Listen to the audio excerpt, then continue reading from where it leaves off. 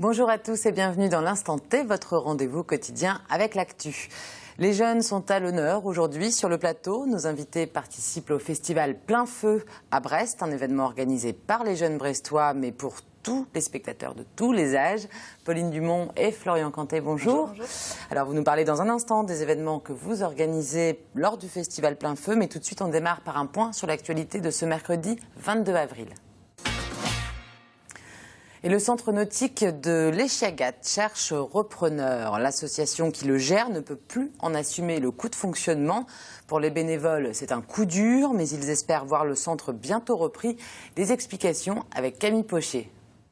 Le centre nautique fait partie du paysage local depuis 40 ans à l'Échiagat. Pourtant, son projet, fondé sur l'éducation populaire, n'est plus rentable.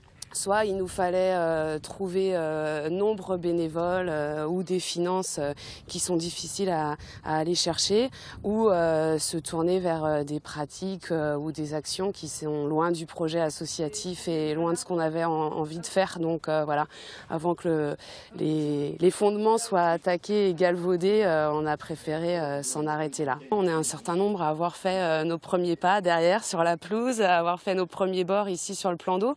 Donc forcément, c'est chargé d'émotions et c'est douloureux. La présence de nombreux centres nautiques dans cette zone ne serait pas en cause dans la fermeture du site. Ce mardi matin, certains acquièrent le matériel de l'association. J'ai appris qu'il y avait du matériel à vendre au centre nautique, donc je suis venu voir des combinaisons pour mes enfants. J'ai trouvé des petites planches aussi alors de bodyboard et puis des petites planches aussi pour faire un tout petit peu de surf. On avait dans l'objectif d'emmener les enfants au centre. Voilà, faire du kata, enfin de l'optimiste. Alors je sais qu'il y a le centre nautique de l'Esconie, là aussi, qui est très bon. Bon, il y en a un petit peu partout, hein, mais moi je privilégie déjà la proximité, parce que voilà, on peut venir à pied en fait. Côté repreneurs, ils sont 3 à s'être manifestés. La mairie, qui possède les bâtiments pouvant accueillir jusqu'à 50 personnes, assure qu'elle est décidée à redonner vie au centre. 2 associations et un privé, voilà. Mais à l'heure actuelle, c'est pas possible de dire qui va reprendre. C'est en discutant un petit peu dans le milieu, effectivement, qui sont venus se présenter, mais il a fallu, on va dire, aller un petit peu les chercher, effectivement. C'est des gens qui sont actuellement dans le secteur, qui ont des activités nautiques dans le secteur, donc c'est quand même confortant. Le nouveau repreneur s'orientera probablement vers des opérations touristiques plus rentables. La mairie explique qu'elle va garder la dimension humaine du site et préserver la côte.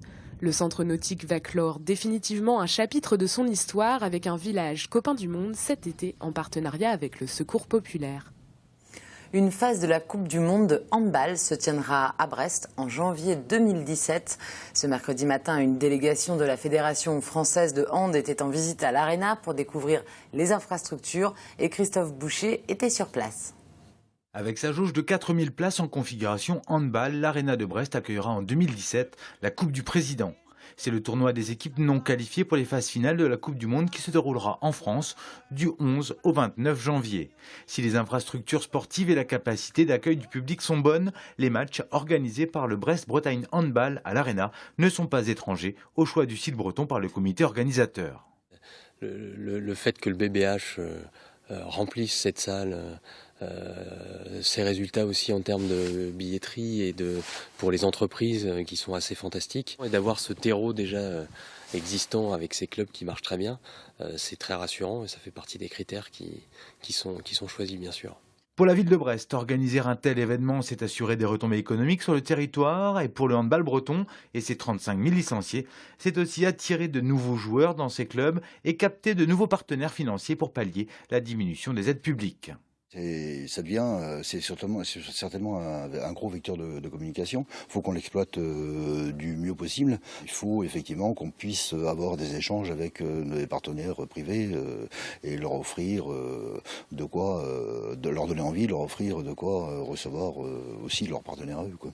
Qualifiée d'office, la France ne viendra pas à Brest pour les phases finales. En revanche, le président de la Ligue de Bretagne espère bien avoir un match préparatoire des Bleus et leurs emblématiques Karabatic et Omeyer dans la cité du Ponant. Et toujours à Brest, notez que le pont de recouvrance sera levé ce jeudi 23 avril dès 9h30. Pour traverser la Pinfède, les usagers et les transports en commun emprunteront le pont de l'Arteloire. Direction le Morbihan maintenant, où le parc animalier de Branferré compte désormais une nouvelle locataire. Une femelle rhinocéros indien est arrivée cette semaine et devient ainsi le plus gros animal du parc devant les girafes. Céline Lestrade de TB Sud est allée l'accueillir. Mardi, un drôle de convoi est arrivé à Branferré.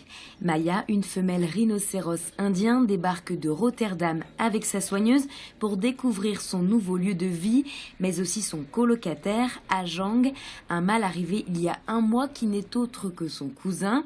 Celui-ci n'avait pas mis bien longtemps pour sortir de sa caisse. Maya n'a pas vraiment suivi le même chemin. Là, la femelle était très rassurée, il y avait des voies qu'elle connaissait, de la nourriture qu'elle connaissait, donc elle ne voulait pas sortir de sa caisse. On a dû opter pour le plan B, d'habitude on les décharge en marche arrière et là on a dû la faire sortir en marche avant. Normalement quand ils sont nerveux c'est déconseillé, mais elle était tellement calme qu'on a pu se le permettre. Presque 3/4 d'heure avant que Maya ne daigne sortir de sa caisse. C'est enfin le soulagement. Maya découvre avec calme son nouvel espace. Les soigneurs français et hollandais échangent les dernières informations. À présent, c'est à l'équipe médicale de rentrer en jeu. Après, ça va être aussi de suivre au niveau de la ration alimentaire, de faire une petite transition. Alors souvent, le transporteur et du coup le soigneur arrive avec la nourriture qu'il avait l'habitude de manger là-bas et qu'on va mélanger à notre nouvelle nourriture, qui est quand même adaptée à lui. Mais du coup, pour faire une petite transition alimentaire sur une quinzaine de jours, voilà, pour éviter de trop le perturber. Le plus grand soin est porté à l'animal victime du braconnage pour sa corne vantée comme aphrodisiaque par la médecine chinoise. 5 zoos en France en possèdent, 80 rhinocéros indiens vivent en captivité dans le monde pour préserver l'espèce. Pour Branferré, le projet long de 3 ans aboutit enfin. Maya rencontrera bientôt Ajang, mais pas question pour eux de tomber amoureux. Les rhinocéros ne batifolent pas avec leurs colocataires. Ils auront une vie sociale, c'est ce qui est important, parce qu'un rhino qui a 2 ans, qui vit tout seul, il va s'ennuyer un petit peu. Donc là, ce qui va s'écrire comme histoire, justement, c'est qu'ils vont se découvrir à travers les barreaux dans le bâtiment. Ils vont apprendre à faire connaissance. Ensuite, après, on les sortira dans les corrales en extérieur. Ils se verront dehors, côte à côte. Ils auront chacun leur corral. Et ensuite, quand l'enclos extérieur sera prêt et qu'ils se connaîtront depuis assez longtemps, on les mettra en contact dehors. Vous ne pourrez observer les rhinocéros qu'en juillet, lorsqu'ils auront atteint la majorité sexuelle dans 5 ans pour Ajang et 3 pour Maya. Un des deux quittera Branferré pour se reproduire dans un autre parc. Alors, à quand les bébés rhinos à Branferré ? Je dirais, allez, 7-8 ans peut-être. Donc ouais, il va falloir être patient. Et les jeunes investissent la ville avec le festival Plein Feu qui se déroule jusqu'au 3 mai à Brest. Pauline Dumont, vous faites partie de l'association des petits débrouillards qui organise l'Open Bidouille Camp Junior ce samedi 25 avril. C'est aux Fabriques du Ponant. Alors qu'est-ce qu'on pourra voir et faire dans ce Bidouille Camp ? Donc l'idée de l'Open Bidouille Camp, c'est vraiment de prôner les valeurs du do-it-yourself, donc faites-le vous-même, et du partage. Et du coup, l'idée, c'est qu'au travers d'une quinzaine d'ateliers de tout type, qui peut être axés sur le numérique ou sur du bricolage pur et dur, donner l'accès au grand public via des ateliers animés par des jeunes. Voilà, des jeunes expériences, des choses assez concrètes à faire. Oui, en gros, pour vous donner un exemple, les participants vont pouvoir par exemple créer des objets avec du papier recyclé ou créer leurs propres badges, les dessiner et les imprimer et créer le badge en lui-même. Ils pourront aussi utiliser par exemple les outils qu'on a à disposition aux Fabriques du Ponant, parce que c'est organisé aux Fabriques du Ponant. Donc fraisette numérique, voir un petit peu comment fonctionnent des imprimantes 3D, des choses de ce genre-là. Des choses dont on n'a pas encore l'habitude forcément. Florian Canté, vous faites partie de l'association Poursuite qui organise un après-midi électro, c'est le dimanche 3 mai au Jardin Kennedy. Alors qui sont les artistes qui viendront mixer ? Alors il y a 3 artistes du collectif, donc Lou, Pierre Graal et moi MPX. Et on a invité du coup le collectif Undercovers qui organise des soirées Funky Touch au Vauban à Brest. C'est des artistes locaux avec l'association Poursuite, voilà, c'est vraiment ça on a votre voulu objectif. en fait retranscrire un peu ce qui se fait à Brest en ce moment dans les artistes qu'on aime bien. Donc ceux du collectif et puis des nouveaux qu'on voulait inviter.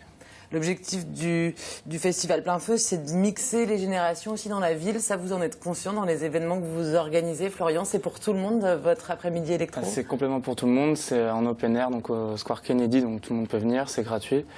Et c'est pour ça aussi qu'on a invité les gars d'Undercover, parce que c'est quand même une musique qui est plus accessible que celle qu'on fait d'habitude dans nos soirées au Vauban. Et du coup, le but, c'est vraiment de faire découvrir une musique que les gens connaissent pas forcément, quoi. Pauline, pareil, Bidouille Camp, c'est pour tous les âges?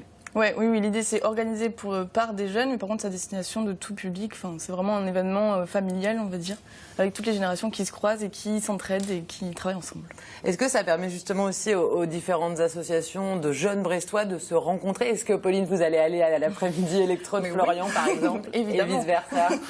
Ouais, ça permet de se rencontrer comme ça sur ce type de festival? Où chacun reste dans son asso. Non, carrément. Moi, justement, quand on organise un truc pour Plein Feu, j'ai un petit peu feuilleté du coup le programme. Il y avait des trucs qui m'intéressaient et que j'irais sûrement voir. Ouais. Est-ce qu'en dehors de ce festival, vous trouvez que les jeunes brestois s'impliquent beaucoup dans les projets culturels de la ville? Oui, je suis pas brestoise en plus. Moi, je suis arrivée il y a pas longtemps.